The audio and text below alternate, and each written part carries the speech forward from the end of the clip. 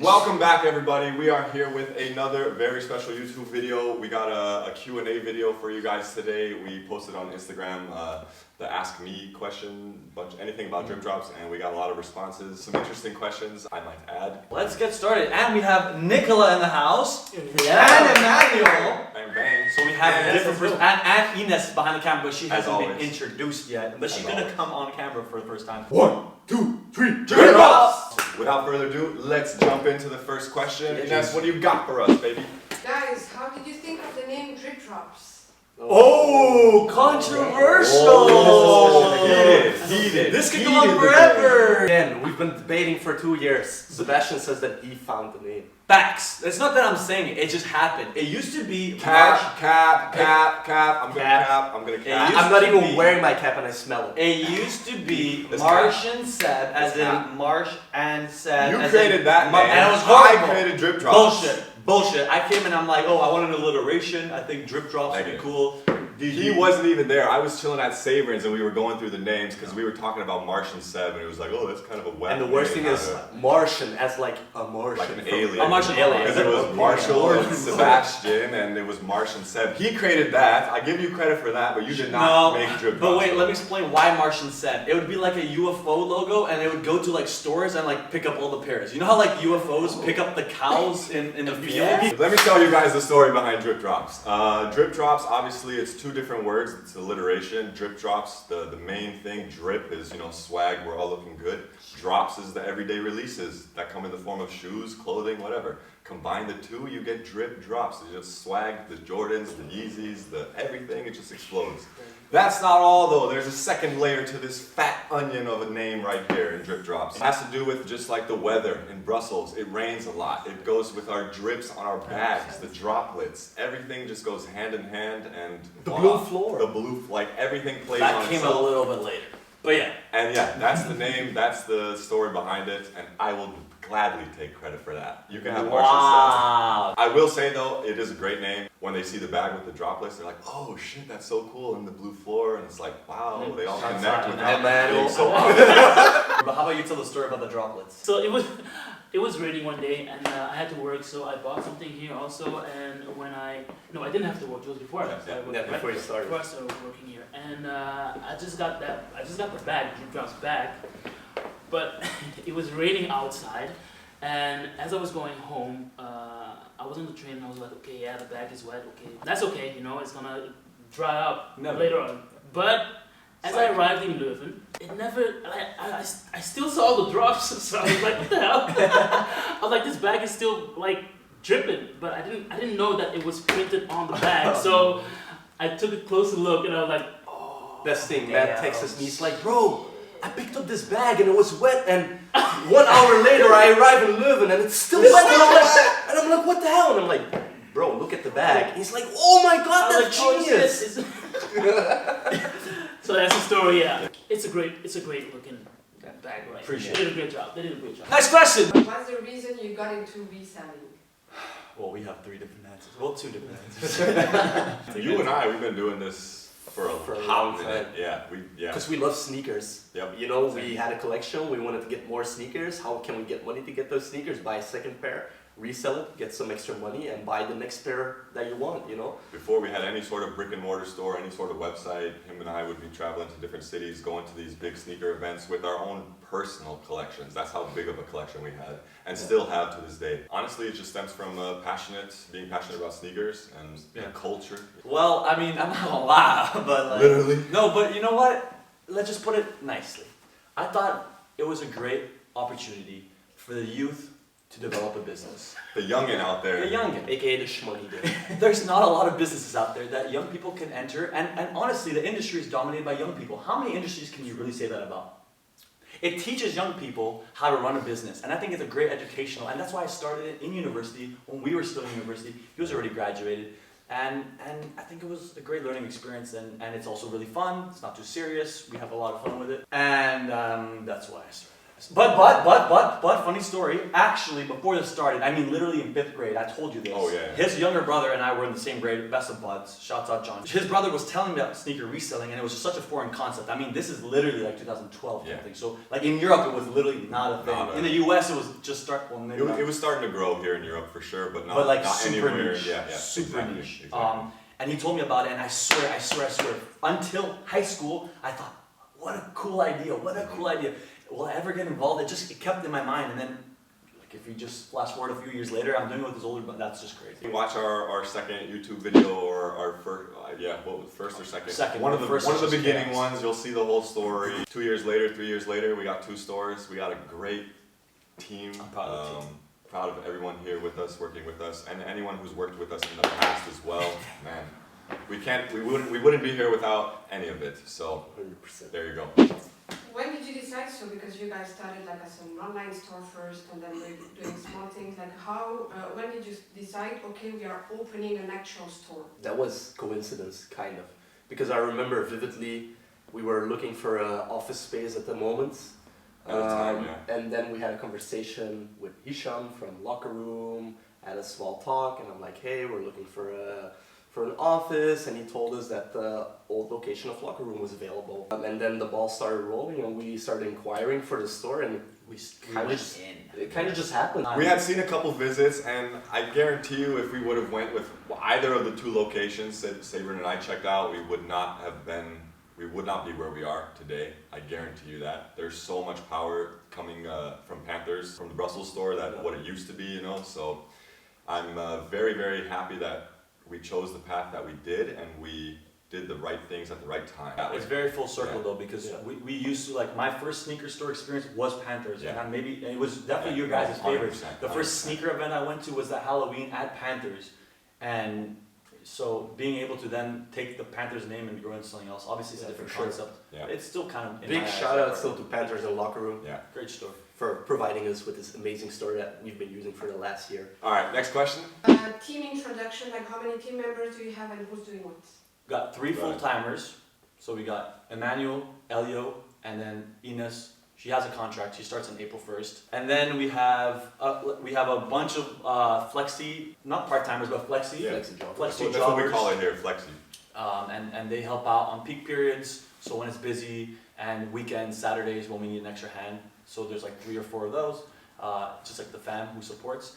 And then we have, I would say, 5 or 6 freelancers, yeah, that we pay like for each gig or task, and they do everything from our marketing to our well, also content, Yeah. run our ads, all our analytics, do our website. Mostly technological stuff, because none of us are really well versed in that, so we need the external help.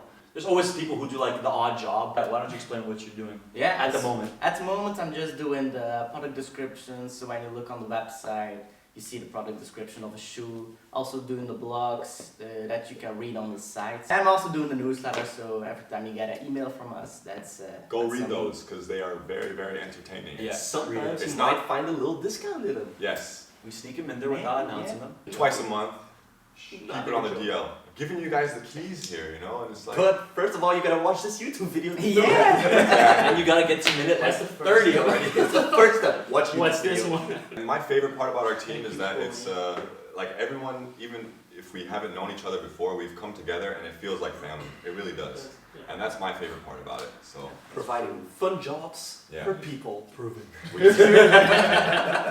What's your favorite part of the job, each of you? So Emmanuel, you can Yes, start. let's start with Emmanuel. Favorite part of the job? And least favorite. And least favorite? Please? I think interactions with the clients for me right now. Also, when I'm just by myself, I just blast music. I start singing, I start dancing, you know, just that freedom. And sometimes you get to That's meet it. like your favorite singers. Oh, shit! everyone, celebrity guests I coming just- in. Yeah, and that's also one of is that a lot of celebrities come by here. Well, my favorite part of the job is basically getting a big bulk of shoes in. Give me 200 pairs of Jordan 4s and I'm happy.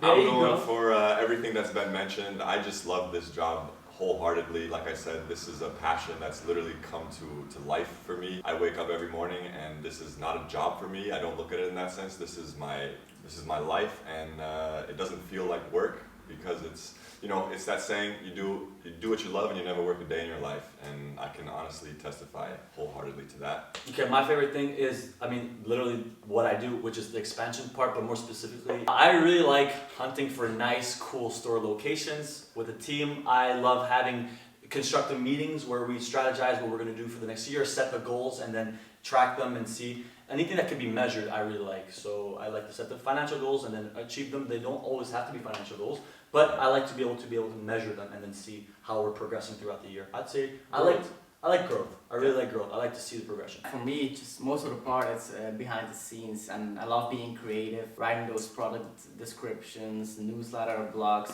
It keeps me creative and also get my sneaker knowledge better. So That's what Freddie used to say. You know That's everything right. about sneakers. Yeah, like I'm writing those product descriptions, starting to look on the internet, like what's the story behind it, different colorways, yeah. Hey, hello. Okay. All right, What's your favorite part of the job? Ines is about to answer her favorite part of the job. My favorite part of the job, I would say, is the creative freedom that I have. Like my bosses trust me most of the time, and I get to do what I want. Sick. I get to do what I want. All right, what's the next question? What changed the most in the sneaker reselling industry the past 2 years for you as a seller? Overall hype of certain models, how Yeah. we've seen how the Jordan 1s have died out, for example, like 2-3 years ago, everybody needed Jordan 1 high.